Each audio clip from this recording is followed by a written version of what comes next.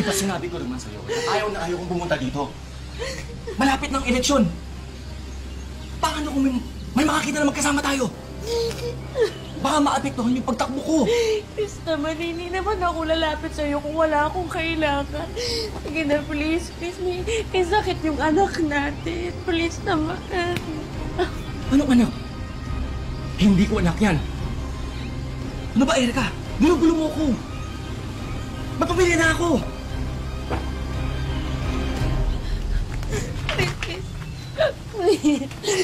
Yung anak ko may sakit. May sakit yung anak ko. Kailangan namin ng tulong. Kailangan ko ng tulong. Please mo. Please.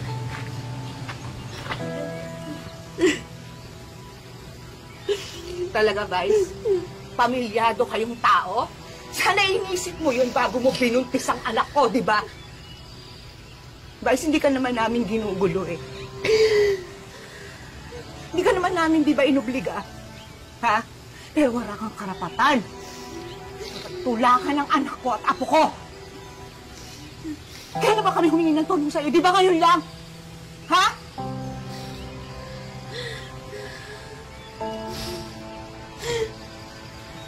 Christian.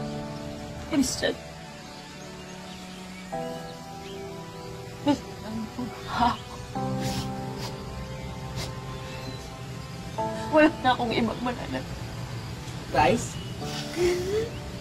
ano kayang sasabihin ng ibang tao kapag nalaman nila na may anak ka na inabandon na mo?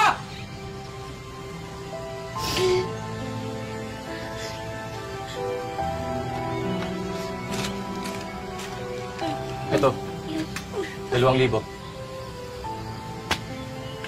Ito na ang huling pagkikita natin, Erica. Huwag mo akong guguluhin, okay? Dahil sa susunod, may kalalagyan na kayong mag-ina. Tara na. Christian! Hayop ka! Hindi ka tao! 2,000! Ha? Vice! 2,000 na! Tama na, please. Kasi baka may gawin siya sa inyo. Hindi, please naman.